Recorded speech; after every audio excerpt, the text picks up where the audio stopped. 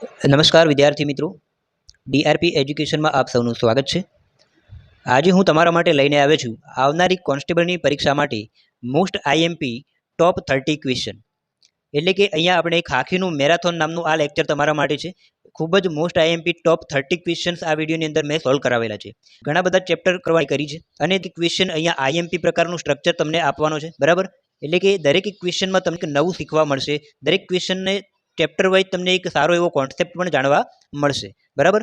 અગાઉ આપણે એક છેલ્લું બ્રહ્માસ્ત્ર નામનો કોન્સ્ટેબલ માટે સ્પેશિયલ લેક્ચર બનાવેલો, લગભગ 1 કલાકનો વિડીયો હતો, જે વિદ્યાર્થીઓને સારો એવો પસંદ આવ્યો, બરાબર। સારા એવા વિષયોની પણ એવી હતી, વિડીયો અમને ઉપયોગ છે। એ વિડીયોની અંદર સારા એક્ઝામ્પલ કવર કરેલા છે, બરાબર। ઘણા વિદ્યાર્થીઓ કોમેન્ટ કરી કે નેક્સ્ટ વિડીયો લેક્ચર પ્રકારનો જલ્દી, બરાબર। તો એ કોમેન્ટ રિવ્યુના ધ્યાનમાં રાખી અને મેં આ નવો લેક્ચર ફરીથી તમારી સામે મેં લઈને આવ્યો છું। આ લેક્ચરની અંદર ટોપ 30 ક્વેશ્ચન છે, અલગ અલગ ખૂબ જ આઈએમપી ચેપ્ટર કવર કરેલા છે। તો દરેક ક્વેશ્ચનને ધ્યાનથી જુઓ, દરેક ક્વેશ્ચનને સમજવાની ટ્રાય કરવી અને વિડીયોને એન્ડ સુધી જોવાની કોશિશ કરજો, બરાબર। હવે આપણે આ વિડીયોની શરૂઆત કરીએ એક્ઝામ્પલ નંબર 1 થી। અહીંયા તમને એક્ઝામ્પલ આપેલો છે કે એક ટ્રેન 430 કિલોમીટર અંતર 5 કલાકમાં કાપે છે। એક બાઇકની ઝડપ આ ટ્રેનની ઝડપ કરતાં અડધી છે, તો આ બાઇક 301 કિલોમીટર અંતર કેટલા સમયમાં કાપે? અહીંયા તમને ટ્રેને કાપેલું અંતર અને એનો સમય આપેલો છે। તો અંતર અને સમય જ્યારે આપેલો હોય ત્યારે તમને ઝડપ આસાનીથી મળી જાય, બરાબર। તો અહીંયા શું કરીએ, આપણે ટ્રેનની ઝડપ લાવી દઈએ કે ટ્રેનની ઝડપ ST કરીને હું લખું, સ્પીડ ઓફ ટ્રેન એટલે કે ST બરાબર કાપેલું અંતર ભાગ્યા સમય। તો અહીંયા ટ્રેન કેટલું અંતર કાપે છે? 430 અને સમય એના માટે લાગે છે 5 કલાકનો, બરાબર। તો 430 ને હું 5 વડે ભાગું તો આનો જવાબ કેટલો આવે જોઈએ? અહીંયા 5 × 8 = 40 અને 6 × 5 = 30 એટલે કે 86 કિલોમીટર પ્રતિ કલાક એ ટ્રેનની ઝડપ તમને મળે છે, બરાબર। હવે ટ્રેનની ઝડપ ઉપરથી તમને આગળ દાખલો શું આપેલો છે જોઈએ કે એક બાઇકની ઝડપ આ ટ્રેનની ઝડપ કરતાં અડધી છે, તો અહીંયા બાઇકની ઝડપ કેટલી થાય? તો SB એટલે કે સ્પીડ ઓફ બાઇક SB બરાબર કેટલી? તો બાઇકની ઝડપ અહીંયા ટ્રેનની ઝડપ કરતાં અડધી છે, ટ્રેનની ઝડપ 86 કિલોમીટર પ્રતિ કલાક છે, તો બાઇકની ઝડપ આના કરતાં અડધી થઈ જાય। આના કરતાં અડધી એટલે કેટલી થાય? 43 કિલોમીટર પ્રતિ કલાક થઈ જાય, બરાબર। તો અહીંયા તમે બાઇકની ઝડપ લાવી દીધી, ટ્રેનની ઝડપ પણ લાવી દીધી। હવે આગળ શું આપેલું છે કે આ બાઇક 301 કિલોમીટર અંતર કેટલા સમયમાં કાપે? તો બાઇકે કાપેલું અંતર તમને આપેલું છે અને એના માટે લાગતો સમય તમારે લાવવાનો છે। તો બાઇકની ઝડપ તમે લાવી દીધી। હવે સમય લાવવા માટે શું કરવાનું? તો કાપેલો સમય લાગતો સમય TB બરાબર સમય એટલે અંતર બરાબર ઝડપ બરાબર અંતર ભાગ્યા સમય। તો સમયની વેલ્યુ કરતાં બનાવીએ તો શું થાય? અંતર ભાગ્યા ઝડપ થાય। તો અહીંયા અંતર કેટલું છે? 301 કિલોમીટર અંતર કાપે છે અને ઝડપ બાઇકની તમને અહીંયા મળી ગઈ છે 43 કિલોમીટર પ્રતિ કલાક। હવે 301ને આપણે 43 વડે ભાગીએ તો ડાયરેક્ટલી 43નો ઘડિયો આવડતો નથી, બરાબર। તો અહીંયા એવું ટ્રાય કરીએ કે 3ને કેટલા વડે ગુણીએ તો એકમનો અંક 1 મળે, તો 3 × 21 થાય। તો અહીંયા 43 × ટ્રાય કરવાની કે કેટલો જવાબ આવે છે, તો આનો જવાબ ડાયરેક્ટલી તમે મેળવી શકો છો કે આને 7 વડે ગુણીએ 43ને તો 301 જવાબ આવી જાય છે, બરાબર। તો આનો ભાગાકારનો જે જવાબ છે એ 7 કલાક બને છે। એટલે કે અહીંયા બાઇકને 301 કિલોમીટર અંતર કાપતા કેટલો સમય લાગે? તો 7 કલાકનો સમય લાગે છે। હવે ઓપ્શન પ્રમાણે અહીંયા ઓપ્શન નંબર A આપણો સાચો જવાબ છે કે બાઇક 301 કિલોમીટર અંતર 7 કલાકમાં કાપેલું હશે, બરાબર। હવે નેક્સ્ટ એક્ઝામ્પલ જોઈએ આપણે।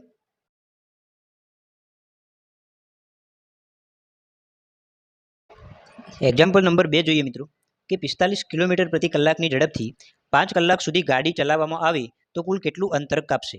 અહીંયા તમને ઝડપ આપેલી છે અને સમય આપેલો છે, અંતર આપણે લાવવાનું છે। તો આના માટે આપણે બેઝિક સૂત્ર જાણીએ છીએ કે ઝડપ બરાબર અંતર ભાગ્યા સમય, સ્પીડ બરાબર ડિસ્ટન્સ ભાગ્યા ટાઈમ, બરાબર। તો આના ઉપરથી આપણે અંતરની વેલ્યુ શોધવી છે, તો અંતરની વેલ્યુ કરતાં બનાવીએ તો D બરાબર શું બને? તો D બરાબર S × T એટલે કે ઝડપ ગુણ્યા સમય બને। તો અંતરની વેલ્યુ લાવી હોય તો અંતર બરાબર ઝડપ ગુણ્યા સમય થાય। તો ઝડપ તમને અહીંયા આપેલી છે 45 કિલોમીટર પ્રતિ કલાક ગુણ્યા સમય તમને અહીંયા આપેલો છે કલાકમાં 5 કલાક। તો અહીંયા 45 × 5 કરીએ તો 45 × 5 બને છે 225 કિલોમીટર, બરાબર। તો અહીંયા જે માગેલો જવાબ છે કે અહીંયા ગાડી 5 કલાકમાં કેટલું અંતર કાપે, તો જવાબ બને છે 225 કિલોમીટર। ઓપ્શન પ્રમાણે જોઈએ તો ઓપ્શન નંબર B એ આપણો સાચો જવાબ છે કે ગાડી 5 કલાકમાં 225 કિલોમીટર અંતર કાપે છે। જો આ અંતર મીટરમાં માગ્યું હોય, આની અંદર મીટરમાં તમને જવાબ આપેલો હોત તો તમારે શું કરવાનું? 225 કિલોમીટરને મીટરમાં કન્વર્ટ કરી દેવાના, કિલોમીટરના મીટર એટલે 1000 વડે ગુણી દેવાના, બરાબર। નેક્સ્ટ એક્ઝામ્પલ જોઈએ આપણે। એક્ઝામ્પલ નંબર 3 જોઈએ મિત્રો। અહીંયા આપેલું છે કે એક વ્યક્તિ 20 કિલોમીટર પ્રતિ કલાકની ઝડપથી અંતર કાપે તો તેને 400 મીટર અંતર કાપતા કુલ કેટલો સમય લાગે? મિત્રો અહીંયા દરેક એક્ઝામ્પલ તમારા માટે ઇમ્પોર્ટન્ટ છે, એટલે વિડીયોને એન્ડ સુધી જોવાનું ભૂલતા નહીં, બરાબર. વિડીયો ગમે તો વિડીયોને લાઇક જરૂર કરજો, અને કોઈ ડાઉટ લાગે, કોઈ તમને પ્રશ્નમાં ડાઉટ લાગે તો મને કોમેન્ટ કરીને જણાવજો, બરાબર, જેથી આપણે તમારા ડાઉટને ક્લિયર કરી શકીએ. હવે ક્વેશ્ચન શું છે કે એક વ્યક્તિ 20 કિલોમીટર પ્રતિ કલાકની ઝડપથી ગતિ કરે છે, મતલબ ઝડપ તમને આપેલી છે, 400 મીટર અંતર પણ આપેલું છે. આટલું અંતર કાપતા લાગતો સમય તમારે લાવવાનો છે, બરાબર. તો આના માટે શું કરીએ, પહેલાં જવાબ જોઈ લઈએ કે સમયના જે જવાબ છે એ સેકન્ડમાં આપેલો છે. સમય જ્યારે સેકન્ડમાં આપેલો હોય ત્યારે હંમેશા ઝડપ મીટર પ્રતિ સેકન્ડમાં હોવી જોઈએ, બરાબર. તો અહીંયા ઝડપ તમને કિલોમીટર પ્રતિ કલાકમાં આપી છે, તો આપણે શું કરવાનું, ઝડપને મીટર પ્રતિ સેકન્ડમાં ફેરવી દઈએ. તો અહીંયા સ્પીડ જે આપેલી છે S બરાબર 20 કિલોમીટર પ્રતિ કલાક, એને હું મીટર પ્રતિ સેકન્ડમાં ફેરવી દઉં. તો એના માટે આપણે જે આ ઝડપ આપેલી છે એને 5/18 વડે ગુણવું પડે. કિલોમીટર પ્રતિ કલાકમાંથી મીટર પ્રતિ સેકન્ડમાં જવું હોય તો ઝડપને આપણે 5/18 વડે ગુણવું પડે, બરાબર. 5/18 વડે ગુણીએ તો અહીંયા 2 9 18 થાય, અને અહીંયા 10 2 20 થાય. 10 × 5 કરીએ તો ઉપર કેટલા આવે છે, 50, અને નીચે આવે છે અહીંયા 9, એટલે કે અહીંયા ઝડપ તમને મીટર પ્રતિ સેકન્ડમાં મળી જાય 50/9 મીટર પ્રતિ સેકન્ડ. હવે શું કરવાનું છે, તમને અહીંયા અંતર આપેલું છે 400 મીટર. આટલું અંતર કાપતા કેટલો સમય લાગે એ આપણે લાવવાનું છે. તો મિત્રો સમય બરાબર શું થાય, તો સમય t બરાબર, સમયની વેલ્યુ આપણે લાવી હોય તો સમય બરાબર શું થાય, ઝડપ બરાબર અંતર ભાગ્યા સમય, તો સમયને કરતા બનાવીએ તો સમય બરાબર અંતર ભાગ્યા ઝડપ બને, એટલે કે અહીંયા ડિસ્ટન્સ d ભાગ્યા સ્પીડ s બને. તો આ રીતે આપણે વેલ્યુ મૂકીએ તો અંતરની વેલ્યુ અહીંયા 400 મીટર આપેલી છે, તો હું અહીંયા 400 લખી દઉં, અને છેદમાં ઝડપ લખીએ તો ઝડપ અહીંયા મીટર પ્રતિ સેકન્ડવાળી લખવાની, 50/9. તો અહીંયા હું લખું 50/9. અહીંયા ભાગાકારમાં જે કિંમત આવે છે એને હું ઉપર ગુણાકારમાં લખી દઉં, બરાબર. હવે આપણે આનું સાદું રૂપ આપીએ, અહીંયા 1 1 0 ઉડાડી દઈએ. 5 વડે હું છેદ ઉડાડું તો 5 8 40 થાય, 8 × 9 એટલે કે અહીંયા 72 જવાબ આવે છે, બરાબર. હવે આ જે ઝડપ મીટર પ્રતિ સેકન્ડમાં હતી એટલે સમય તમને અહીંયા જે મળે છે એ સેકન્ડમાં મળે છે. તો અહીંયા જે તમારો જવાબ માગેલો હતો કે 400 મીટર અંતર કાપતા કુલ કેટલો સમય લાગે, તો સમય મળે છે અહીંયા 72 સેકન્ડ, બરાબર. ઓપ્શન પ્રમાણે જોઈએ તો ઓપ્શન નંબર બી એ અહીંયા આપણો સાચો જવાબ બને છે, બરાબર. નેક્સ્ટ એક્ઝામ્પલ જોઈએ આપણે. ક્વેશ્ચન નંબર 4 જોઈએ મિત્રો. અહીંયા આપેલું છે કે એક વ્યક્તિ A થી B સુધી 40 કિલોમીટર પ્રતિ કલાકની ઝડપથી જાય અને B થી A સુધી 60 કિલોમીટર પ્રતિ કલાકની ઝડપથી પરત ફરે, તો વ્યક્તિની સરેરાશ ઝડપ કેટલી. અહીંયા તમને કોઈ એક અંતરથી બીજા અંતર સુધી જવાનું છે, એક બિંદુથી બીજા બિંદુ સુધી જવાનું છે, અને બીજા બિંદુથી પાછું એ બિંદુ પર પરત આવવાનું છે, બરાબર. અને બંને સમયે અલગ અલગ ઝડપો તમને આપેલી છે અને સરેરાશ ઝડપ માગેલી છે, બરાબર. તો હવે સરેરાશ ઝડપ આવા કિસ્સામાં શોધવી હોય તો શું કરવાનું, તો આની સરેરાશ ઝડપ કેટલી એવું તમને ગણીને બતાવું. તો સરેરાશ ઝડપ અહીંયા કેટલી બને, એના માટે શું કરવાનું, તો આ બંને ઝડપોનો તમારે અહીંયા ગુણાકાર કરી દેવાનો. તો 60 × 40 કરવાના, અને છેદમાં તમારે આ બંને ઝડપોનો સરવાળો કરી દેવાનો, 60 + 40, બરાબર. અને આ જે ઉપર ગુણાકાર લાવ્યા તમે એને તમારે 2 વડે ગુણી દેવાના, બરાબર. આનું સાદું રૂપ આપણે આપીએ તો અહીંયા શું થાય, 60 + 40 એટલે કેટલા થાય, 100 થાય. ઉપર અહીંયા જોવા જઈએ તો 2 × 60 × 40, અહીંયા 1 1 0 ઉડાડી દઈએ તો 6 × 4 24, 24 × 2 એટલે 48 કિલોમીટર પ્રતિ કલાક તમારો જવાબ બની જાય, બરાબર. તો અહીંયા સરેરાશ ઝડપ કેટલી, સરેરાશ ઝડપ બરાબર 48 કિલોમીટર પ્રતિ કલાક. ઓપ્શન પ્રમાણે ઓપ્શન નંબર એ આપણો સાચો જવાબ છે. હવે આનો કોન્સેપ્ટ સમજી લઈએ એકવાર, કે જ્યારે પણ કોઈ એક બિંદુથી બીજા બિંદુ સુધી જવાનું હોય અને એ બિંદુથી પાછું મૂળ બિંદુ તરફ પરત આવવાનું હોય ત્યારે તમને અહીંયા 2 અલગ અલગ ઝડપો આપેલી છે, કે A થી B સુધી જવા માટે માની લઈએ કે x કિલોમીટર પ્રતિ કલાકની ઝડપ છે, અને B થી A તરફ પાછું જવા માટે માની લઈએ કે y કિલોમીટર પ્રતિ કલાકની ઝડપ છે. તો સરેરાશ ઝડપ આવા કિસ્સામાં કેટલી થાય, તો તમારે આનું સૂત્ર યાદ રાખવાનું, 2 × x × y ભાગ્યા x + y, બરાબર. સરેરાશ ઝડપ આવા કિસ્સામાં લાવવા માટે તમારે આ સૂત્રનો ઉપયોગ કરવાનો, બરાબર. કે A થી B સુધી જવા માટે x કિલોમીટર પ્રતિ કલાકની ઝડપ હોય, B થી A તરફ પાછું જવા માટે y કિલોમીટર પ્રતિ કલાકની ઝડપ છે, એટલે કે એક જ સમાન અંતર માટે અલગ અલગ ઝડપ તમને આપેલી હોય તો સરેરાશ ઝડપ કેટલી, તો 2 × xy ભાગ્યા x + y. આ સૂત્ર મુજબ તમે ગણતરી કરશો એટલે તમને સરેરાશ ઝડપ મળી જાય. પણ તમારે યાદ રાખવાનું કે અહીંયા બંને કિસ્સામાં બંને અલગ અલગ ઝડપો માટે અંતર સમાન હોવું જોઈએ, તો જ તમારે આ સૂત્ર વાપરી શકાય, બરાબર. નેક્સ્ટ એક્ઝામ્પલ જોઈએ આપણે. ક્વેશ્ચન નંબર 5 જોઈએ મિત્રો.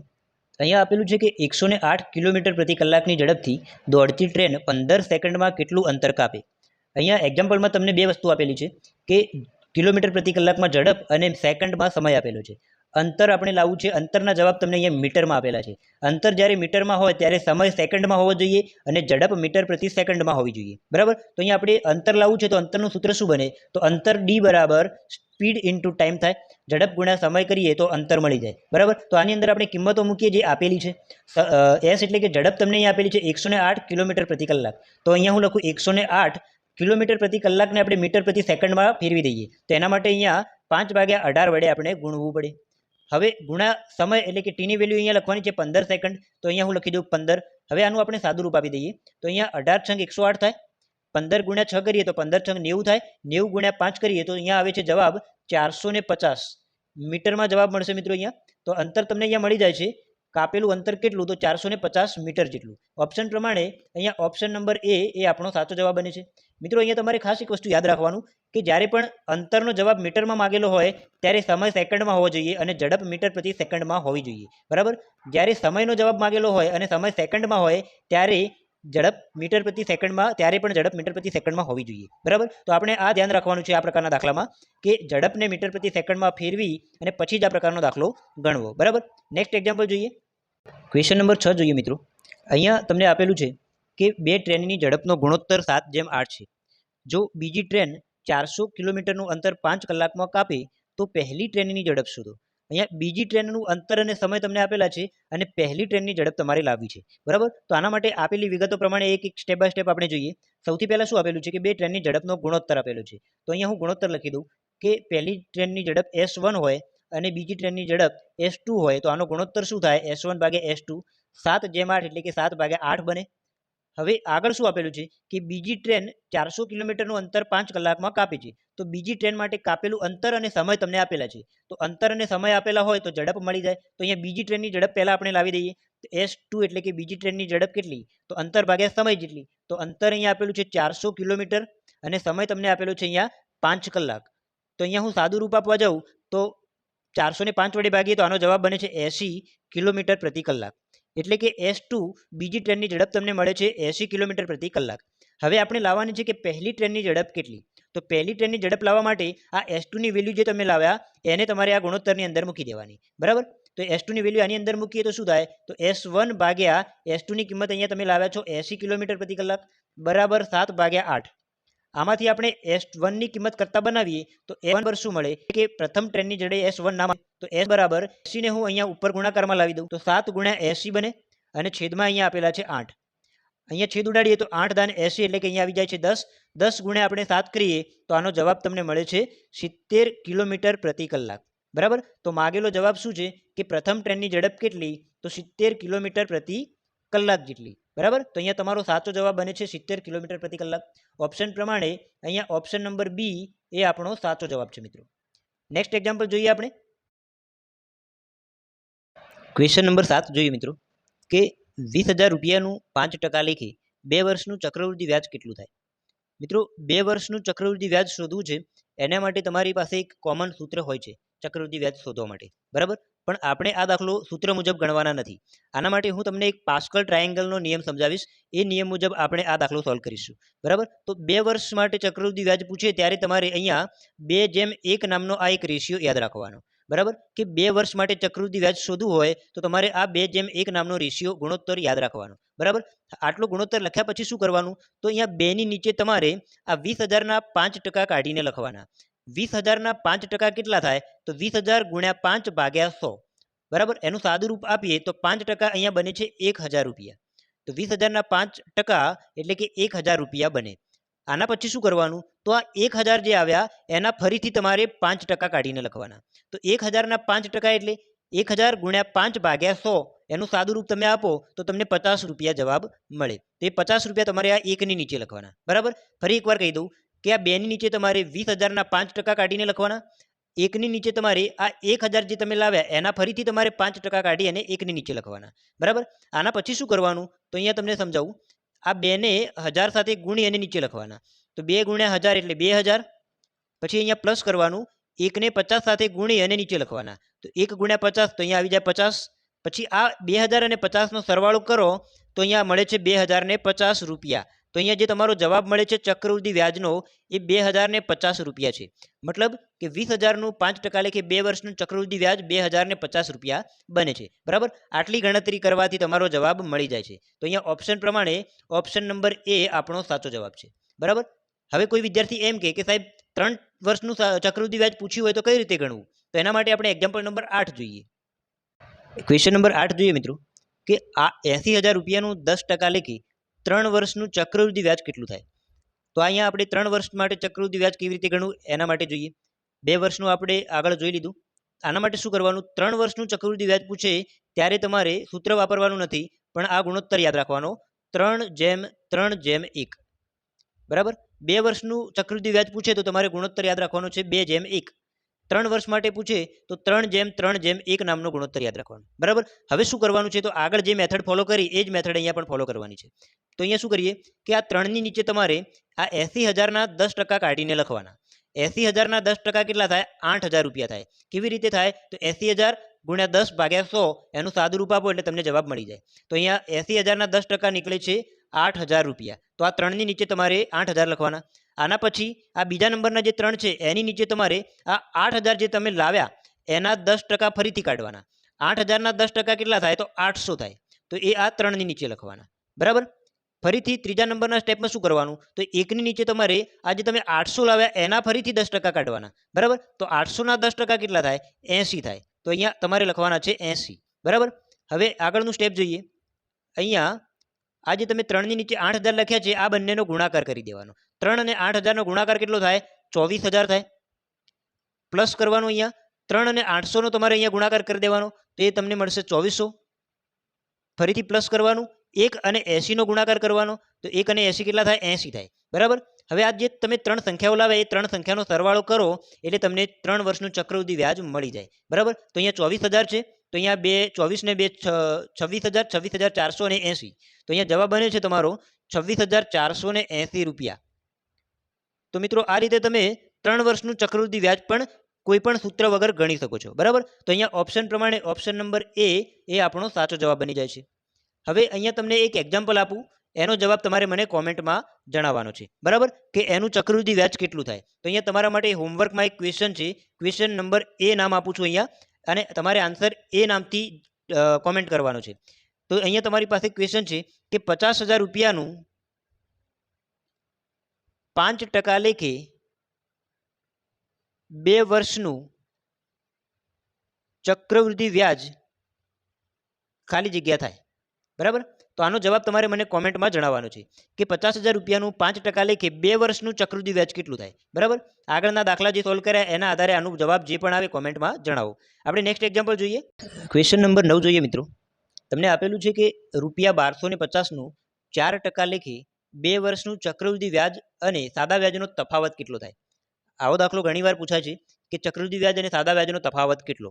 બરાબર. તો આના માટે શું કરીએ, તમારે યાદ રાખવાનું કે જ્યારે પણ 2 વર્ષના ચક્રવૃદ્ધિ વ્યાજ અને સાદા વ્યાજનો તફાવત માગે ત્યારે એ તફાવતનું સૂત્ર તમારે યાદ રાખવાનું કે તફાવત બરાબર PR² ભાગ્યા 100². બરાબર. 2 વર્ષ માટે ચક્રવૃદ્ધિ વ્યાજ અને સાદા વ્યાજનો તફાવત કંઈક આ પ્રમાણે છે, તફાવત બરાબર PR² ભાગ્યા 100². અહીંયા P એટલે મુદ્દલ, R એટલે વ્યાજનો દર. બરાબર. તો આ બંને કિંમતો તમને આપેલી હોય તો આની અંદર મૂકો એટલે તમને તફાવત મળી જાય છે. બરાબર. તો અહીંયા કિંમતો મૂકીએ આપણે. P એટલે મુદ્દલ, તો અહીંયા રકમ તમને આપેલી છે 1250 ગુણ્યા R² એટલે વ્યાજનો દર અહીંયા 4% આપેલો છે, તો 4² કેટલો થાય, 16 થાય. તો અહીંયા લખી દઉં 16, અને છેદમાં અહીંયા આપેલા છે 100² એટલે કે અહીંયા 100 ગુણ્યા 100 આપણે 2 વાર કરીએ તો 10,000 થાય. બરાબર. તો આ રીતે આપણે આગળ લખી શકીએ. હવે આનું સાદું રૂપ આપીએ તો અહીંયા 1 0 ઉડાડી દઈએ. બરાબર. હવે 125 અને 1000 આપેલા છે, તો આનું સાદું રૂપ આપીએ તો શું થાય, 125 8 અહીંયા 1000 થાય છે. બરાબર. અહીંયા કોમન એક આ આન્સર છે, તમારે યાદ રાખવાનો કે 125 8 1000 થાય છે. બરાબર. હવે 8 દુ 16 થાય અહીંયા, તો જવાબ તમને શું મળે છે, અહીંયા તફાવતનો 2 રૂપિયા. એટલે કે ચક્રવૃદ્ધિ વ્યાજ અને સાદા વ્યાજ વચ્ચે અહીંયા 2 રૂપિયાનો તફાવત મળે છે. બરાબર. તો ઓપ્શન પ્રમાણે ઓપ્શન નંબર એ આપણો સાચો જવાબ છે. ટૂંકમાં તમારે 2 વર્ષનું ચક્રવૃદ્ધિ વ્યાજ અને સાદું વ્યાજનું તફાવત શોધવું હોય તો આટલું સૂત્ર યાદ રાખવાનું, PR² ભાગ્યા 100², જો R એટલે વ્યાજનો દર અને P એટલે મુદ્દલ અથવા તો આપેલી રકમ. બરાબર. આના આધારે તમે તફાવત શોધી શકો છો. હવે ઘણીવાર એવું થાય કે ચક્રવૃદ્ધિ વ્યાજ અને સાદા વ્યાજનો તફાવત તમને આપી દીધો છે, વ્યાજનો દર પણ આપી દીધો છે, તમને એવું પૂછે છે કે મૂડી કેટલી થાય અથવા તો રકમ કેટલી થાય, મુદ્દલ કેટલી થાય. બરાબર. તો આ સૂત્રનો ઉપયોગ કરી અને તમે મુદ્દલ પણ શોધી શકો છો. એવો એક નેક્સ્ટ એક્ઝામ્પલ આપણે આગળ જોઈએ. ક્વેશ્ચન નંબર 10 જોઈએ મિત્રો, કે 10% લેખે 2 વર્ષનું સાદું વ્યાજ અને ચક્રવૃદ્ધિ વ્યાજનો તફાવત 200 રૂપિયા હોય તો મુદ્દલ શોધો અથવા તો મૂડી શોધો. બરાબર. તો ઉપર જે આપણે એક્ઝામ્પલ નંબર 9 ગણ્યો એ એક્ઝામ્પલના કોન્સેપ્ટનો અહીંયા આપણે ઉપયોગ કરવાનો છે. બરાબર. કે 2 વર્ષનું સાદું વ્યાજ અને ચક્રવૃદ્ધિ વ્યાજનો તફાવત કેટલો થાય, તો આપણી પાસે સૂત્ર આ પ્રમાણે છે કે તફાવત બરાબર PR² ભાગ્યા 100નો સ્ક્વેર, 100નો વર્ગ, બરાબર. 2 વર્ષનું ચક્રવૃદ્ધિ વ્યાજ અને સાદા વ્યાજના તફાવત માટે આ સૂત્ર વાપરવાનું. તો તફાવત બરાબર PR નો વર્ગ ભાગ્યા 100નો વર્ગ, બરાબર. આની અંદર આપણે કિંમતો મૂકી અને મુદ્દલ એટલે કે P ની કિંમતને કરતા બનાવી દઈએ. તો તફાવત કેટલો આપેલો છે તમને?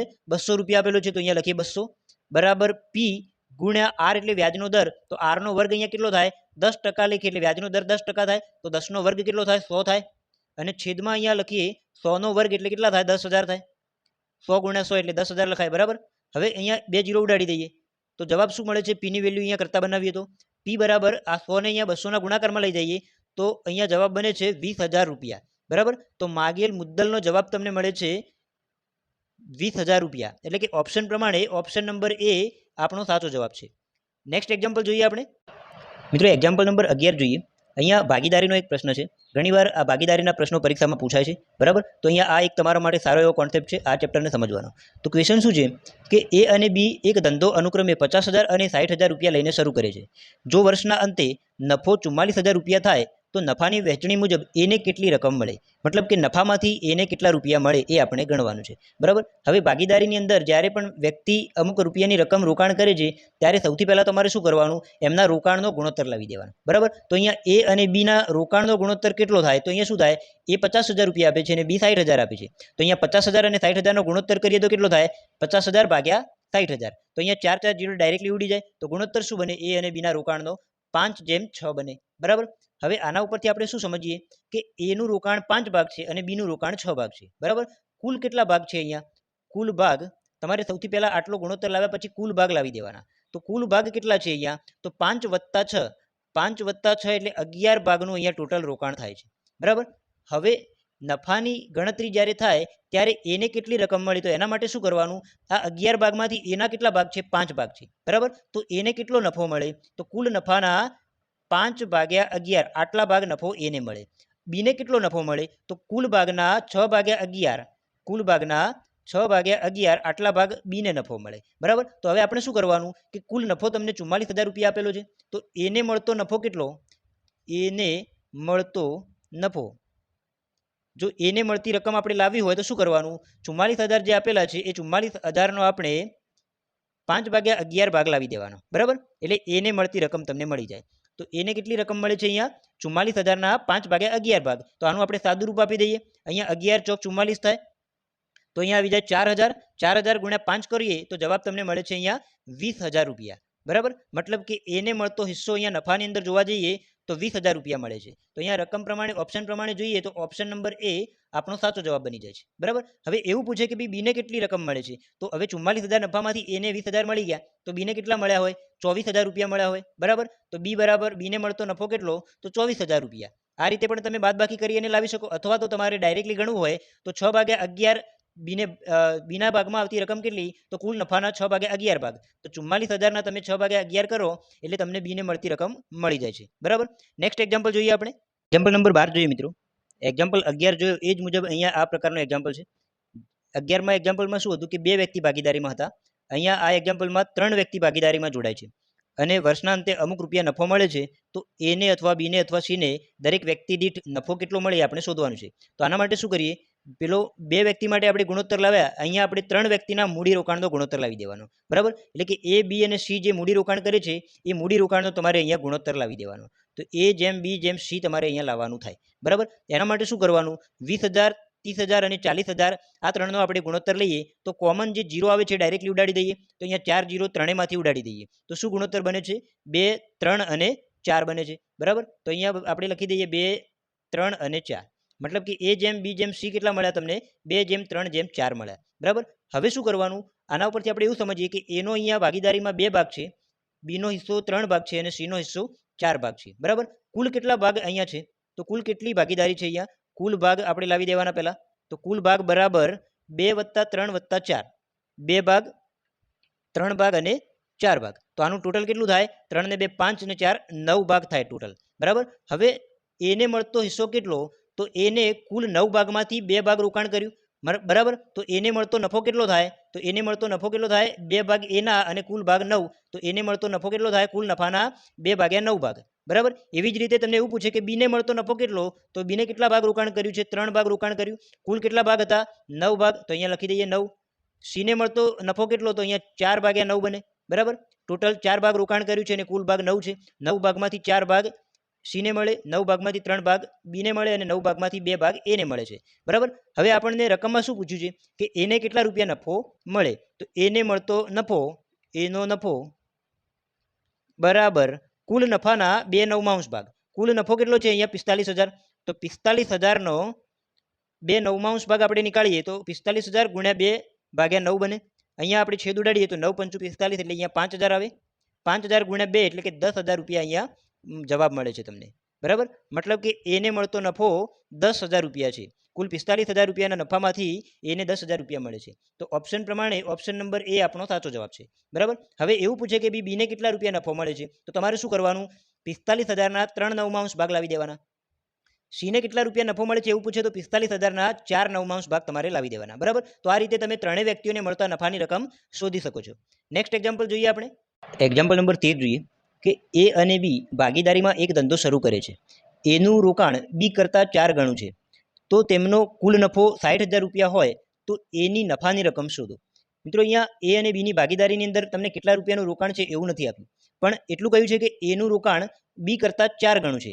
મતલબ કે બી જો 1 રૂપિયો રોકાણ કરે તો બી કરતાં એ 4 રૂપિયાનું રોકાણ કરે, બરાબર. 4 ગણું એટલે કે જો આ 1 રૂપિયો રોકે તો એ 4 રૂપિયા આપે છે, બરાબર. તો આના માટે આપણે ગુણોત્તર જોવા જઈએ તો એ જેમ બીનો ગુણોત્તર કેટલો થાય? જો બી 1 રૂપિયો આપે તો એ 4 રૂપિયા ધંધાની અંદર રોકાણ કરે છે, બરાબર. તો અહીંયા ગુણોત્તર કંઈક આ પ્રમાણે થાય કે બી કરતાં એનું રોકાણ જે છે એ 4 ગણું છે. મતલબ કે બીએ 1 રૂપિયો ધંધામાં રોક્યો હોય તો એ 4 રૂપિયા ધંધામાં રોકાણ કરે છે, બરાબર. તો આના આધારે આપણે ગુણોત્તર મેળવી લીધો કે એ જેમ બી કેટલો થાય? 4:1 થાય. મતલબ કે આ ધંધાની અંદર એનો રોકાણનો ભાગ 4 છે અને બીનો રોકાણનો ભાગ 1 છે, બરાબર. તો અહીંયા કુલ ભાગ કેટલા થાય? કુલ ભાગ બરાબર 4 ભાગા અને 1 ભાગા એટલે કુલ 5 ભાગ અહીંયા રોકાણ થાય છે, બરાબર. હવે એને નફાની અંદર કેટલો ભાગ મળે? તો એને મળતો નફાનો ભાગ બરાબર 5 ભાગમાંથી એને 4 ભાગ નફો મળે અને 5 ભાગમાંથી બીને 1 ભાગ નફો મળે, બરાબર. તો અહીંયા તમને નફાનો જે ભાગ છે એ તમે આ રીતે અપૂર્ણાંકમાં લાવી દેવાનો કે એને કેટલો ભાગ નફો મળે? તો 4/5 ભાગ અને બીને કેટલા ભાગ નફો મળે? તો 1/5 ભાગ. હવે શું કરવાનું? કુલ નફો તમને 60,000 રૂપિયા આપેલો છે અને એની નફાની રકમ શોધવાની છે. તો આના માટે શું કરીએ કે એને મળતો નફો અથવા તો એનો નફો બરાબર 60,000ના 4/5 ભાગ એને મળે છે, બરાબર. તો આપણે 60,000ના 4/5 ભાગ નીકાળી દઈએ. તો 60,000 ગુણ્યા 4/5, બરાબર. આનું સાદું રૂપ આપીએ તો અહીંયા 5 વડે હું 60,000ને ભાગું તો 12×5 = 60 એટલે કે 12,000 અહીંયા આવી જાય. 12,000 ગુણ્યા 4 કરીએ તો 48,000 બને. તો 48,000 રૂપિયા જે છે એ એનો નફો કહેવાય, બરાબર.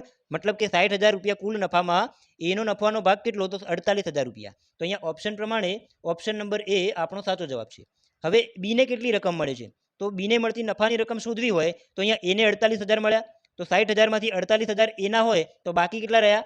12,000 રૂપિયા. મતલબ કે બીને આ વેપારની અંદર અથવા તો આ ધંધાની અંદર 12,000 રૂપિયા નફો મળે છે, બરાબર. તો બીને મળતા નફાની રકમ કેટલી? 60,000માંથી 48 બાદ કરીએ તો 12,000 રૂપિયા બીને મળે છે, બરાબર. નેક્સ્ટ એક્ઝામ્પલ જોઈએ આપણે. ક્વેશ્ચન નંબર 14 જોઈએ મિત્રો. મિત્રો, જો તમને આ વિડીયો પસંદ આવ્યો હોય તો વિડીયોને લાઇક કરો અને કોઈ ક્વેશ્ચનમાં તમને ડાઉટ લાગ્યો હોય તો મને કોમેન્ટમાં જરૂર જણાવો, બરાબર. પણ લાઇક તો જરૂરથી કરતા રહેજો જો વિડીયો પસંદ આવ્યો હોય તો. ખાલી આપણે ખામીઓ કાઢવાની નથી વિડીયોમાં, બરાબર. અને દરેક ક્વેશ્ચન તમારા માટે ઉપયોગી બને એવા હેતુથી અહીંયા મેં દરેક ટોપિકને કવર કરવાની ટ્રાય કરી છે, બરાબર. તો મહેનતને એક લાઇક જરૂરથી આપજો. હવે આપણે જોઈએ, અહીંયા મેં લસા અને ગુસાનો એક ક્વેશ્ચન લીધેલો છે અને આ ક્વેશ્ચન ઘણીવાર આ ટાઈપના ક્વેશ્ચન પૂછાય છે, બરાબર. તો આના માટે ક્વેશ્ચન શું છે એ જોઈએ કે બે સંખ્યાઓનો ગુણાકાર 180 છે. જો તેમનો લસા 60 હોય તો ગુસા શોધો, બરાબર. તો આના માટે તમારે એક સૂત્ર યાદ રાખવાનું કે જ્યારે પણ કોઈ બે સંખ્યાઓ એ અને બી આપેલી હોય ત્યારે તમારે એનો લસા અને ગુસા રિલેટેડ કોઈ દાખલો પૂછાય તો આના માટે એક સૂત્ર યાદ રાખવાનું કે લસા ગુણ્યા ગુસા બરાબર આ બે સંખ્યાનો ગુણાકાર એ ગુણ્યા બી. આ તમારી પાસે સૂત્ર છે અને આ સૂત્ર ઉપર ઘણી વાર દાખલા પૂછાય છે. આના ઉપરથી 3 થી 4 પ્રકારના અલગ અલગ દાખલા પૂછી શકાય, બરાબર. તો આને આપણે સૂત્રને એકવાર સમજી લેવાનું કે લસા ગુણ્યા ગુસા બરાબર એ બંને સંખ્યાઓનો ગુણાકાર. હવે આ સૂત્ર મુજબ આપણે આપેલી રકમની કિંમતો મૂકીએ તો અહીંયા તમને શું આપેલું છે કે બે સંખ્યાઓનો ગુણાકાર આપેલો છે. તો ગુણાકાર એટલે એ ગુણ્યા બી. તો અહીંયા 180 તમને આપેલા છે એ ગુણ્યા બીની જગ્યાએ, બરાબર. જો તેમનો લસા 60 હોય, લસા એટલે અહીંયા એલ આપણે 60 લખીએ તો 60 ગુણ્યા અહીંયા શું બને છે? ગુસા શોધવાનું છે તો ગુસાની કિંમત અહીંયા આપણે કરતા બનાવવાની છે, બરાબર. તો ગુસા કરતા બનાવે તો ગુસાની વેલ્યુ શું બને છે? જી બરાબર 180/60. અહીંયા ડાયરેક્ટલી આપણે છેદ ઉડાડીએ તો 60 તરી 180 થાય, તો ગુસાની વેલ્યુ તમને અહીંયા મળી જાય છે 3. બરાબર, ઓપ્શન પ્રમાણે અહીંયા ઓપ્શન નંબર બી આપણો સાચો જવાબ છે. મિત્રો, આ લસા ગુણ્યા ગુસા બરાબર a ગુણ્યા b અથવા બે સંખ્યાઓનો ગુણાકાર, આ સૂત્ર ઉપર દાખલો ઘણીવાર પરીક્ષામાં પૂછાય છે અને આ સૂત્ર ઉપરથી 2 થી 3 પ્રકારે અલગ અલગ રીતે દાખલો બની શકે છે. તો આપણે દરેક જેટલી પણ રીતે આ દાખલો બને છે આ સૂત્ર ઉપરથી, એ દરેક દાખલાને આપણે આ વિડીયોમાં કવર કરીએ. બરાબર, અને દરેક કોન્સેપ્ટને સમજવાની આપણે ટ્રાય કરીએ. નેક્સ્ટ એક્ઝામ્પલ જોઈએ આપણે. ક્વેશ્ચન નંબર 15 જોઈએ મિત્રો, કે બે સંખ્યાઓનો લસા અને ગુસા અનુક્રમે 360 અને 18 છે. જો એક સંખ્યા 72 હોય તો બીજી સંખ્યા શોધો. મિત્રો, અહીંયા આગળ જે આપણે એક્ઝામ્પલ ગણ્યો એ જ સૂત્રનો અહીંયા ઉપયોગ થાય છે. બરાબર, તો અહીંયા સૂત્ર શું છે કે લસા ગુણ્યા ગુસા બરાબર બે સંખ્યાઓનો ગુણાકાર, એટલે કે a ગુણ્યા b. બરાબર, તો આ સૂત્ર કોમન સૂત્ર છે અને આ પ્રકારના સૂત્ર ઉપરથી એક દાખલો તો પૂછાય જ છે ઘણી વાર. બરાબર, હવે આની અંદર આપેલી કિંમતો મૂકીએ કે લસા અને ગુસા અનુક્રમે કેટલા છે, તો લસા તમને આપેલો છે 360 અને ગુસાની વેલ્યુ આપેલી છે 18 બરાબર a ગુણ્યા b. તો આ બે સંખ્યાઓ છે, બે સંખ્યાઓ પૈકી એક સંખ્યા 72 છે, તો હું અહીંયા પહેલી સંખ્યા 72 માની લઉં અને આ બીજી સંખ્યાને આપણે b તરીકે લખી દઈએ. બરાબર, હવે b ની વેલ્યુ કરતા બનાવીએ તો શું થાય, 72 ને આના છેદમાં લઈ જઈએ. બરાબર, અથવા તો ડાયરેક્ટલી આપણે છેદ ઉડાડવો હોય તો પણ ઉડી શકે. બરાબર, કે 18 ચોક અહીંયા થાય 72, 4 ને છેદમાં લઈ જઈએ તો અહીંયા 90 ચોક 360 થાય. બરાબર, તો b ની વેલ્યુ શું મળે છે, અહીંયા 90 બને છે. બરાબર, મતલબ કે બીજી સંખ્યા કઈ, તો અહીંયા જવાબ બને છે 90. તો ઓપ્શન પ્રમાણે ઓપ્શન નંબર ડી આપણો સાચો જવાબ છે. નેક્સ્ટ એક્ઝામ્પલ જોઈએ આપણે. ક્વેશ્ચન નંબર 16 જોઈએ મિત્રો, કે ત્રણ સંખ્યાઓનો ગુણોત્તર 1:2:3 છે. જો તેમનો ગુસા 12 હોય તો ત્રણેય સંખ્યાઓનો સરવાળો શોધો. મિત્રો, અહીંયા તમારે ક્વેશ્ચનની પેટર્ન સમજવાની છે ખાસ. બરાબર, આવો દાખલો ઘણીવાર પૂછાય છે કે કોઈ પણ ગમે તેટલી સંખ્યાઓનો તમને ગુણોત્તર આપેલો હોય અને ગુસા આપેલો હોય અને એ સંખ્યાઓનો તમને સરવાળો શોધવાનું પૂછે, ત્યારે સૌથી પહેલાં શું કરવાનું, તમારે આ ગુણોત્તર અહીંયા લખી દેવાનો કે 1:2:3. બરાબર, અને આ ગુસા જે આપેલો છે એ ગુસા પણ તમારે અહીંયા લખી દેવાનો. બરાબર, ગુણોત્તર અને ગુસા લખ્યા પછી આ જે ગુણોત્તર આપેલો છે એનો તમારે સરવાળો કરી દેવાનો, કારણ કે આપણે અહીંયા સરવાળો શોધવાનો છે. તો ગુણોત્તરનો સરવાળો શું થાય, 1 + 2 + 3. તો 1 + 2 + 3 કેટલા બને છે, અહીંયા 2 ને 1 3 ને 3 6, એટલે આનો જે સરવાળો બને છે એ 6 બને છે. બરાબર, તો પહેલું સ્ટેપ શું કરવાનું કે આ જે ગુણોત્તર આપેલો છે એનો તમારે સરવાળો કરી દેવાનો. હવે બીજું સ્ટેપ શું છે કે ત્રણ સંખ્યાઓનો સરવાળો લાવવા માટે તમારે આ જે તમે સરવાળો લાવ્યા એને તમારે ગુસા સાથે ગુણી દેવાનો. બરાબર, એટલે તમારો જવાબ આવી જાય. તો અહીંયા જે માગેલ સંખ્યાઓનો સરવાળો છે કે ત્રણ સંખ્યાનો સરવાળો કેટલો, તો આ જે તમે ગુણોત્તરનો સરવાળો લાવ્યા એ અને આ ગુસા, આ બંનેનો ગુણાકાર એટલે તમારો જવાબ કહેવાય. 12 × 72, મતલબ કે આ ત્રણ સંખ્યાઓનો ગુણાકાર સરવાળો કેટલો, તો 72 જેટલો. બરાબર, તો અહીંયા ઓપ્શન પ્રમાણે ઓપ્શન નંબર બી એ આપણો સાચો જવાબ છે.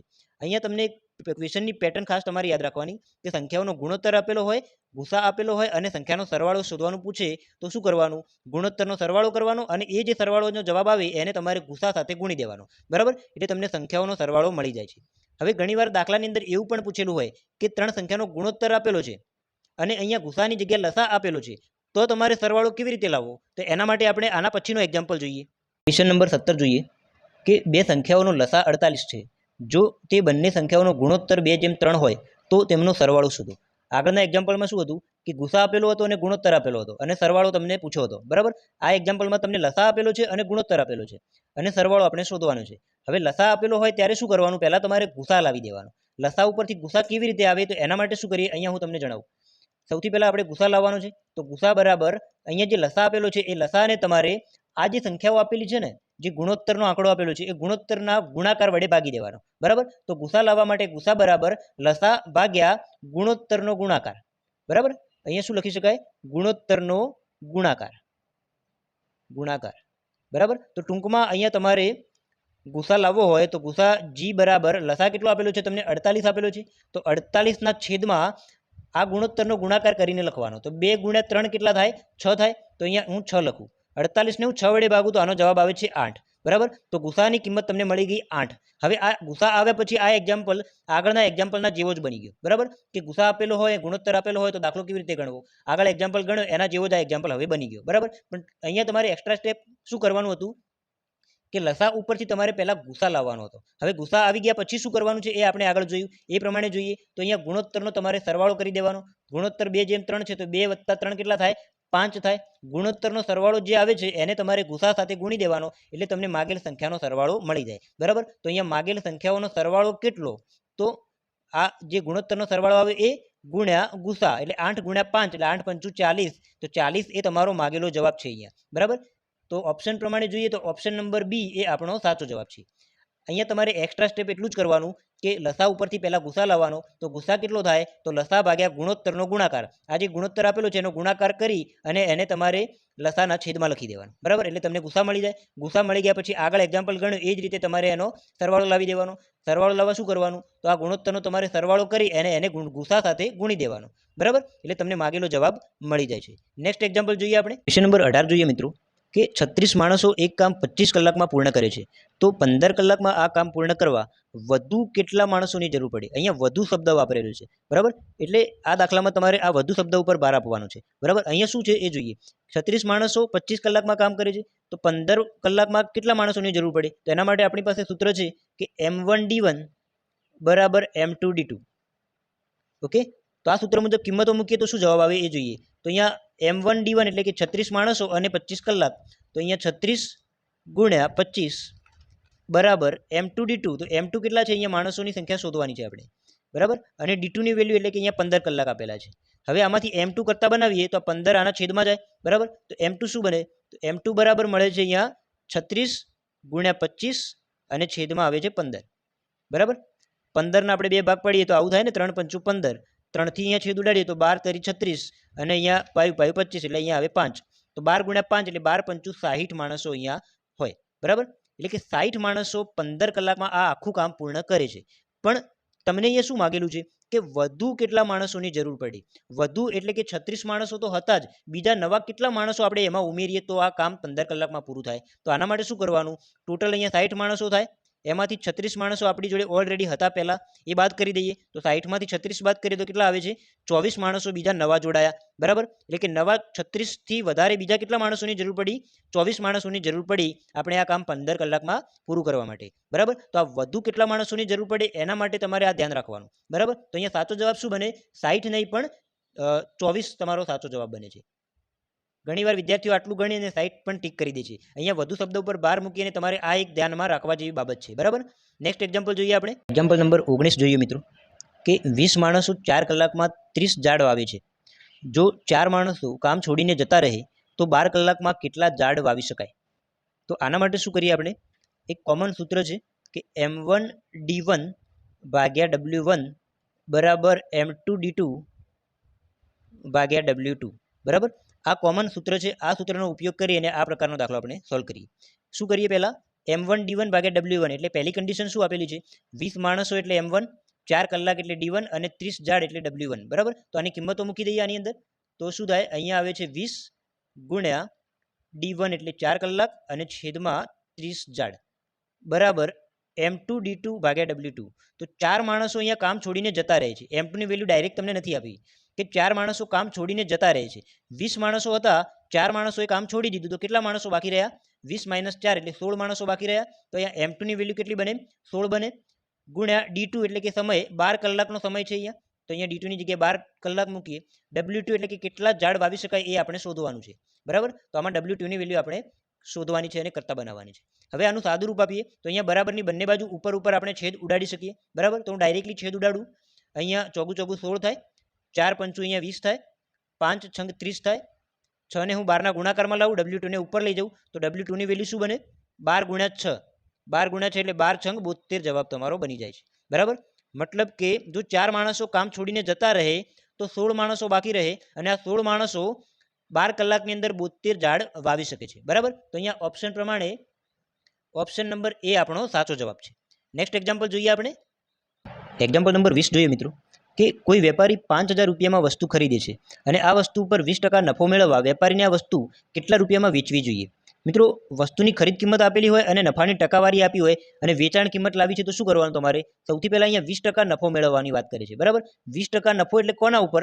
5000 ઉપર. તો આવા દાખલા માટે તમારે શું કરવાનું? સૌથી પહેલું કામ કરવાનું કે આ 5000 ના 20% પહેલાં લાવી દેવાના. 5000 ના 20% કેટલા થાય? તો 5000 ગુણ્યા 20 અને ભાગ્યા 100, બરાબર? તો અહીંયા સાદું રૂપ આપી દઈએ આપણે. તો 20 પંચું કેટલા થાય? 100 થાય અને 5 વડે હું 5000 ને ભાગું તો કેટલા આવી જાય? 1000 આવી જાય, બરાબર? મતલબ કે અહીંયા નફો કેટલો મળી ગયો તમને? 1000 રૂપિયા નફો મળ્યો. હવે વેચાણ કિંમત કેટલી થાય? તો 5000 ની અંદર આ 1000 રૂપિયા નફો ઉમેરી દઈએ તો વેચાણ કિંમત તમને મળી જાય, બરાબર? તો વસ્તુની વેકી કેટલી?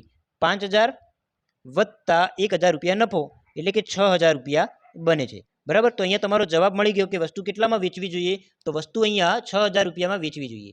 ઓપ્શન એ આપણો સાચો જવાબ છે, બરાબર. આને આપણે બીજી રીતે પણ ગણી શકીએ. આ દાખલામાં આ બધી ગણતરી ના કરવી તો ડાયરેક્ટલી પણ તમારે શું કરવાનું, મૂળ કિંમત જે આપેલી છે એ ખરીદ કિંમત અહીંયા લખી દેવાની, પછી અહીંયા ગુણ્યા કરવાનું. નફો આપેલો હોય તો તમારે 100ની અંદર આ નફાની ટકાવારી ઉમેરવાની, એટલે કે 100 વત્તા આ નફાની ટકાવારી કરવાની. 100 વત્તા 20 એટલે કેટલા થાય, 120 થાય, અને આને તમારે 100 વડે ભાગી દેવાના, બરાબર. આટલું કામ કરી દેવાનું એટલે તમારો જવાબ આવી જાય. તો અહીંયા જોઈ શકો છો તમે, આ બે જીરો આપણે ઉડાડી દઈએ તો 120 ગુણ્યા 50 કરીએ તો પણ આનો જવાબ તમને 6,000 રૂપિયા મળી જાય છે, બરાબર. તો આ ડાયરેક્ટલી તમે ગણી શકો આવી રીતે કે ખરીદ કિંમત અથવા તો મૂળ કિંમત ગુણ્યા અહીંયા તમારે આ નફાને, આ જે નફાની ટકાવારી આપી છે એને 100માં એડ કરી અને ઉપર લખવાના અને છેદમાં તમારે 100 વડે ભાગી દેવાના. આનું સાદું રૂપ આપો એટલે ડાયરેક્ટલી તમને વસ્તુની વેચાણ કિંમત મળી જાય છે.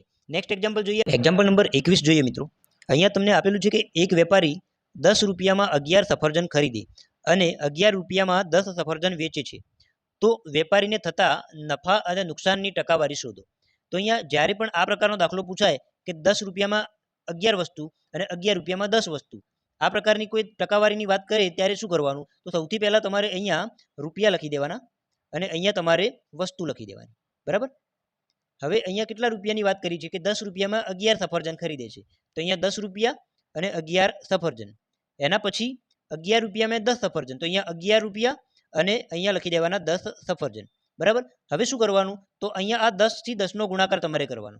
10 થી 10નો ગુણાકાર કરીએ તો જવાબ કેટલો આવે છે, 100 આવે. તો અહીંયા હું જવાબ ડાયરેક્ટલી નીચે લખું, 10 ગુણ્યા 10 કરીએ તો એનો જવાબ આવે છે 100. તો 100 હું અહીંયા નીચે લખી દઉં છું, બરાબર. એના પછી 11 થી 11નો તમારે ગુણાકાર કરી દેવાનો. 11 ગુણ્યા 11 કેટલા થાય, 121 થાય, બરાબર. તો અહીંયા 121 લખી દેવાના. હવે અહીંયા 10 થી 10નો જે ગુણાકાર કર્યો ને તમે, આ 100 લાવ્યા, એ 100 તમારી ખરીદ કિંમત કહેવાય, બરાબર. તો અહીંયા ખરીદી લખીએ.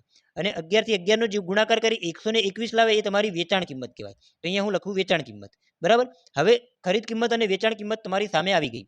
આના ઉપરથી તમે નક્કી કરી શકો કે નફો થાય કે ખોટ થાય. જો વેચાણ કિંમત વધારે હોય તો નફો થાય અને વેચાણ કિંમત ઓછી હોય તો ખોટ જાય, બરાબર. તો આ દાખલામાં તમે જોઈ શકો છો કે વેચાણ કિંમત એ 121 છે, એટલે કે વધારે છે. તો અહીંયા તમને મળશે શું, નફો મળશે. તો નફો કેટલો, તો નફો બરાબર વેચાણ કિંમત માઇનસ ખરીદ કિંમત, 121 માઇનસ 100, અને એને આપણે 100 વડે મૂળ કિંમત વડે ભાગી દઈએ. આને આપણે 100 વડે ગુણી દઈએ એટલે તમને જવાબ ટકામાં મળી જાય, બરાબર. તો આનો જવાબ શું આવે, સાદું રૂપ આપીએ તો અહીંયા આવી જાય 21 ને અહીંયા 100 ઉડાડી દઈએ તો જવાબ તમને મળે છે અહીંયા 21%, બરાબર. તો આ પ્રકારના દાખલામાં નફાની ટકાવારી કેટલી, 21%. તો ઓપ્શન પ્રમાણે અહીંયા ઓપ્શન નંબર એ આપણો સાચો જવાબ છે કે અહીંયા વેપારીને 21% નફો જાય છે, બરાબર.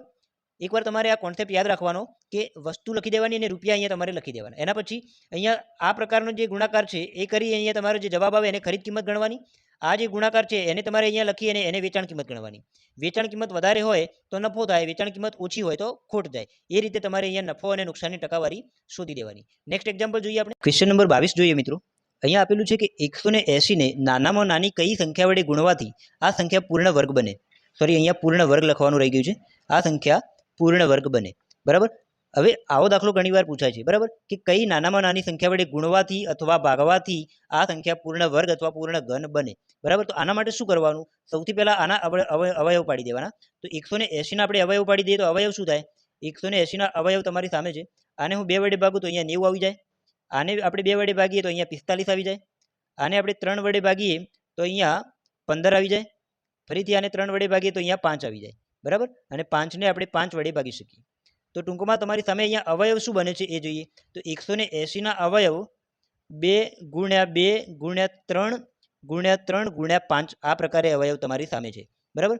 હવે પૂર્ણ વર્ગ સંખ્યા બને એના માટે કઈ સંખ્યા વડે ગુણવું પડે, તો તમે પૂર્ણ વર્ગ આપેલો હોય તો અહીંયા આ અવયવની 2 ની જોડ બનાવી દેવાની, બરાબર. તો અહીંયા 2 ની જોડ અહીંયા બગડાની અને તગડાની બને છે.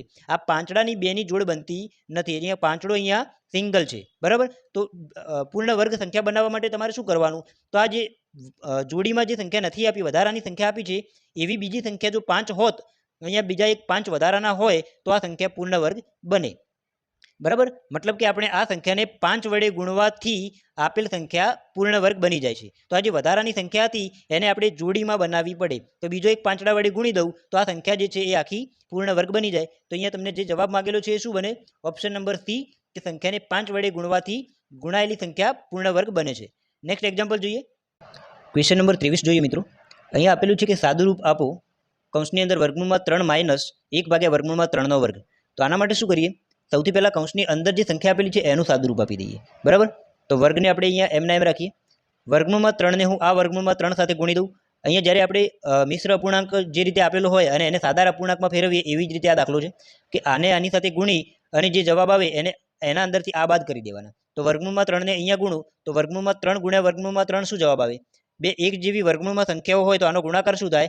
વર્ગમૂળમાં 3નો વર્ગ કહેવાય. બરાબર, તો વર્ગ અને વર્ગમૂળ ઉડી જાય તો એનો જવાબ શું બને? 3 બને છે. બરાબર, તો જ્યારે બે વર્ગમૂળવાળી સંખ્યાઓનો ગુણાકાર કરીએ તો જવાબ શું બને? વર્ગમૂળ કાઢી અને જે સંખ્યા હોય એકવાર લખી દેવાની. બરાબર, તો અહીંયા શું થાય? વર્ગમૂળમાં 3 ગુણ્યા વર્ગમૂળમાં 3 એટલે આનો જવાબ બને 3 માઇનસ 1 અને છેદમાં આવે છે વર્ગમૂળમાં 3. બરાબર, હવે આનું શું કરીએ? આગળ સાદુરૂપ આપીએ તો 3 માઇનસ 1 કેટલા થાય? 2 થાય. 2 ભાગ્યા વર્ગમૂળમાં 3 અને કૌંસની ઉપર અહીંયા વર્ગ આપેલો છે તો વર્ગ લખી દઈએ. હવે દરેક સંખ્યાનો અહીંયા વર્ગ કરીએ તો 2નો વર્ગ કેટલો થાય? 4 અને વર્ગમૂળમાં 3નો વર્ગ કેટલો થાય? અહીંયા આપેલો છે 3 થાય. તો જવાબ શું બને છે અહીંયા સાદુરૂપનો? 4 ભાગ્યા 3. બરાબર, તો ઓપ્શન પ્રમાણે ઓપ્શન નંબર બી એ આપણો સાચો જવાબ છે. નેક્સ્ટ એક્ઝામ્પલ જોઈએ. એક્ઝામ્પલ નંબર 24 જોઈએ કે જો વર્ગમૂળમાં 3ની n ઘાત બરાબર 729 તો n બરાબર કેટલા? તો આના માટે શું કરીએ? વર્ગમૂળને આપણે બરાબરની બીજી બાજુ લઈ જઈએ તો શું જવાબ બને? તો 3ની n ઘાત બરાબર 729નો વર્ગ બને. બરાબર, 729નો વર્ગ બને આ રહી. હવે 729 એ કોનો વર્ગ છે? તો 729 એ 27નો વર્ગ છે. બરાબર, તો અહીંયા આપણે શું કરીએ? 3ની n ઘાત બરાબર આવી રીતે લખી શકીએ કે 27નો વર્ગ અને એના ઉપર જે આ વર્ગ આપેલો છે એ અહીંયા લખી દઈએ. બરાબર, એના પછી આગળ સાદુરૂપ આપીએ તો શું થાય કે 3ની n ઘાત બરાબર અહીંયા લખીએ 3ની n ઘાત બરાબર અહીંયા 27ની 2 ગુણ્યા 2 કેટલી ઘાત થાય? 4 ઘાત થાય. બરાબર, તો 27ની 4 ઘાત આ રીતે કંઈક આપણો જવાબ બને. હવે આપણે અહીંયા 3 આધાર લાવવાનો છે તો અહીંયા 27ને આપણે 3 આધાર બને એવી રીતે કન્વર્ટ કરીએ તો શું થાય? 3ની n ઘાત બરાબર 27 જે છે એ 3ની કેટલી ઘાત કહેવાય? તો 27 એ 3નો ઘન છે. બરાબર, તો અહીંયા 3નો ઘન 27 હોય અને એના ઉપર 4 ઘાત આપેલી છે. બરાબર, તો આનું સાદુરૂપ શું બને? 4 તરી 12 એટલે 3ની કેટલી ઘાત કહેવાય? 12 ઘાત કહેવાય. તો 3ની n ઘાત એ 3ની 12 ઘાતના બરાબર છે. તો અહીંયા આધાર હવે સરખો બન્યો હોય તો આધાર આપણે ઉડાડી દઈએ તો n બરાબર ડાયરેક્ટલી કેટલા બને છે? 12 બને છે. તો n ની કિંમત તમારો જવાબ મળી જાય છે કે n કેટલા? તો n બરાબર 12. ઓપ્શન નંબર અહીંયા ડી આપણો સાચો જવાબ છે મિત્રો. નેક્સ્ટ એક્ઝામ્પલ મિત્રો, એક્ઝામ્પલ નંબર 25 જોઈએ. અહીંયા તમને આપેલું છે કે 2/3 જેમ 3/5 જેમ 3/4નો ગુણોત્તર શોધો. અહીંયા અપૂર્ણાંકો જે આપેલા છે આ અપૂર્ણાંકનો તમારે ગુણોત્તર લાવવાનો છે. તો આના માટે સૌથી પહેલું કામ તમારે શું કરવાનું કે નીચે જે છેદ આપેલા છે એ છેદનો તમારે લસા લાવી દેવાનો. બરાબર, તો અહીંયા 3, 5 અને 4નો લસા કેટલો થાય? તો 3 × 5 15, 15 × 4 60. તો આનો લસા આવી જાય છે તમારી સામે 60. બરાબર, લસા લાવ્યા પછી શું કરવાનું? તો આ લસા વડે તમારે દરેક અપૂર્ણાંકને ગુણી દેવાના. તો અહીંયા હું શું કરું? 60 વડે પહેલા અપૂર્ણાંક 2/3ને ગુણી દઉં. એના પછી 60 વડે હું બીજો અપૂર્ણાંક 3/5ને ગુણી દઉં અને 60 વડે ત્રીજો અપૂર્ણાંક 3/4ને ગુણી દઉં. બરાબર, તો અહીંયા જે લસા લાવ્યો છે એ લસા વડે તમારે શું કરવાનું? દરેક અપૂર્ણાંકને ગુણી દેવાના. બરાબર, હવે શું કરીએ? આનું સાદુરૂપ આપીએ તો તમારો જવાબ આવી જાય. અહીંયા જોઈએ 20 તરી 60 અને અહીંયા 20 દુ 40. આનો જવાબ શું બને? ડાયરેક્ટલી અહીંયા 20 તરી 60 તો 20 × 2 એટલે 40 આવી જાય. જેમ અહીંયા 12 × 5 60 અને 12 × 3 એટલે 12 તરી 36 આવી જાય.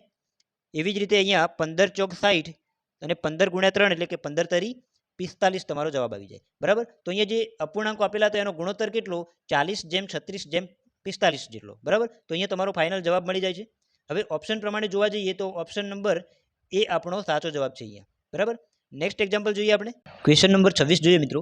અહીંયા તમને આપેલું છે કે જો વર્ગમૂળમાં 2 બરાબર 1.414 હોય તો વર્ગમૂળમાં 8 વત્તા વર્ગમૂળમાં 32 માઇનસ વર્ગમૂળમાં 128 વત્તા વર્ગમૂળમાં 50ની કિંમત કેટલી?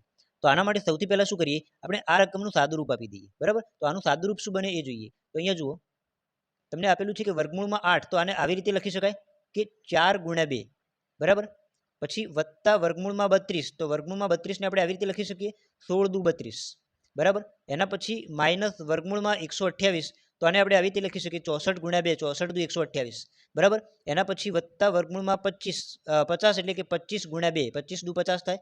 બરાબર, હવે શું કરીએ? આપણે જે સંખ્યાનું વર્ગમૂળ નીકળે એનું વર્ગમૂળ નીકાળી દઈએ. બરાબર, તો આમાં જુઓ 4નું વર્ગમૂળ કેટલું નીકળે? 2.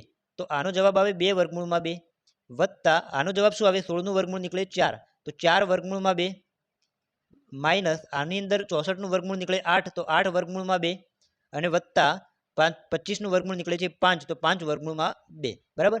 હવે આ બધામાંથી આપણે વર્ગમૂળને કોમન કાઢી દઈએ, તો વર્ગમૂળમાં 2 કોમન નીકળે તો શું કરીએ, તો અંદર શું વધે, 2 + 4 - 8 + 5, બરાબર. આનું સાદું રૂપ આપી દઈએ તો શું જવાબ મળે જોઈએ, 4 + 2 6, 6 + 5 11, 11 - 8 એટલે 3 વધે, 3 અને પેલા ગુણાકારમાં વર્ગમૂળમાં 2, તો આનો જવાબ શું બને, 3 વર્ગમૂળમાં 2 બને, બરાબર. હવે વર્ગમૂળમાં 2 ની કિંમત તમને રકમમાં આપેલી છે, તો એને આપણે 3 વર્ગ ગુણ્યા વર્ગમૂળમાં 2 ની કિંમત 1.414, આનો ગુણાકાર કરી દઈએ, તો આનો ગુણાકાર કરવાથી જવાબ મળે છે 4.242, બરાબર. તો આપેલી જે રકમ છે એનું સાદુરૂપ આપતા કંઈક તમારી પાસે આવો જવાબ આવે છે. તો ઓપ્શન પ્રમાણે જોવા જઈએ તો ઓપ્શન નંબર સી એ આપણો સાચો જવાબ છે મિત્રો. ક્વેશ્ચન નંબર 27 જોઈએ મિત્રો. અહીંયા તમને આપેલું છે કે 90 કિલોમીટર પ્રતિ કલાકની ઝડપથી દોડતી એક ટ્રેન એક માણસને 12 સેકન્ડમાં પસાર કરી તો ટ્રેનની લંબાઈ શોધો. અહીંયા તમને ટ્રેનની લંબાઈ શોધવાની કીધેલી છે અને જવાબ અહીંયા બધા મીટરમાં આપેલા છે, બરાબર. હવે જ્યારે પણ ટ્રેન છે એ કોઈ માણસ, સિગ્નલ કે થાંભલાને પસાર કરે ત્યારે ટ્રેને કાપેલું અંતર એ ટ્રેનની લંબાઈ બરાબર કહેવાય, બરાબર. તો અહીંયા શું કરવાનું, ઝડપ બરાબર અંતર ભાગ્યા સમયનો ઉપયોગ કરીએ આપણે. અહીંયા આપણે ટ્રેનની લંબાઈ શોધવાની છે, એટલે કે અંતર આપણે શોધવાનું છે. તો અંતર બરાબર શું થાય, અંતર બરાબર ઝડપ એટલે કે સ્પીડ અને ટાઈમનો ગુણાકાર થાય, s × t થાય. અહીંયા સ્પીડ તમને આપેલી છે 90 કિલોમીટર પ્રતિ કલાક, કિલોમીટર પ્રતિ કલાક ઝડપ આપેલી છે અને જવાબ અહીંયા મીટરમાં આપેલા છે. તો આપણે શું કરીએ, આ જે ઝડપ છે એને આપણે મીટર પ્રતિ સેકન્ડમાં ફેરવીને લખવી પડે. તો અહીંયા 90 કિલોમીટર પ્રતિ કલાક આપેલા છે, તો અહીંયા 90 ગુણ્યા કિલોમીટર પ્રતિ કલાકમાંથી મીટર પ્રતિ કલાકમાં જવા શું કરીએ, 5/18 વડે એને ગુણી દઈએ, બરાબર. અને સમય તમને આપેલો છે અહીંયા 12 સેકન્ડ, તો અહીંયા લખી દઈએ 12. હવે આનું સાદું રૂપ આપીએ તો 18 × 5 = 90, અહીંયા આવી જાય 5, 12 × 5 કરીએ તો 12 × 5 = 60, 60 × 5 કરીએ તો જવાબ આવે છે 300. તો આનો જવાબ તમને મળી ગયો કે ટ્રેનની લંબાઈ કેટલી, તો ટ્રેને કાપેલા અંતર જેટલી, તો ટ્રેને કાપેલું અંતર કેટલું, તો અહીંયા 300 મીટર મળે છે. એટલે કે અહીંયા ટ્રેનની લંબાઈનો જવાબ મળે છે 300 મીટર. ઓપ્શન નંબર એ આપણો સાચો જવાબ છે. નેક્સ્ટ એક્ઝામ્પલ જોઈએ મિત્રો. અહીંયા આપણે આ વિડીયોની અંદર ટોટલ 27 એક્ઝામ્પલ સોલ્વ કર્યા અને બાકીના 3 એક્ઝામ્પલ તમારી સામે છે. અહીંયા એક્ઝામ્પલ 28, 29 અને 30, આ ત્રણેય એક્ઝામ્પલ એકદમ ઇઝી લેવલના છે, પણ રોકડિયા માર્ક્સ આપે એ ટાઈપના છે, બરાબર. ઘણીવાર પૂછાય પણ છે. શું છે એક્ઝામ્પલ, કે 2/1/2/3 નો ગુણોત્તર કેટલો થાય. 29માં એક્ઝામ્પલ છે કે 8 એ 50ના કેટલા ટકા કહેવાય, અને 240ના 28% + 240ના 22% બરાબર ખાલી જગ્યા થાય, બરાબર. એકદમ સહેલા પ્રશ્નો છે. હવે આનું સોલ્યુશન શું થાય અને આનો જવાબ શું આવે એ તમારે મને કોમેન્ટમાં કહેવાનું છે. તમને આવડે જ છે અને એકદમ સહેલા ક્વેશ્ચન છે. સોલ્યુશન કરી અને એનો જવાબ તમે મને કોમેન્ટમાં જણાવજો, બરાબર. વિડીયો તમને ગમ્યો હશે એવી હું અપેક્ષા રાખું છું. અને આ વિડીયોના દરેક ક્વેશ્ચન અહીંયા પરીક્ષા માટે ખૂબ જ મોસ્ટ IMP હતા, બરાબર.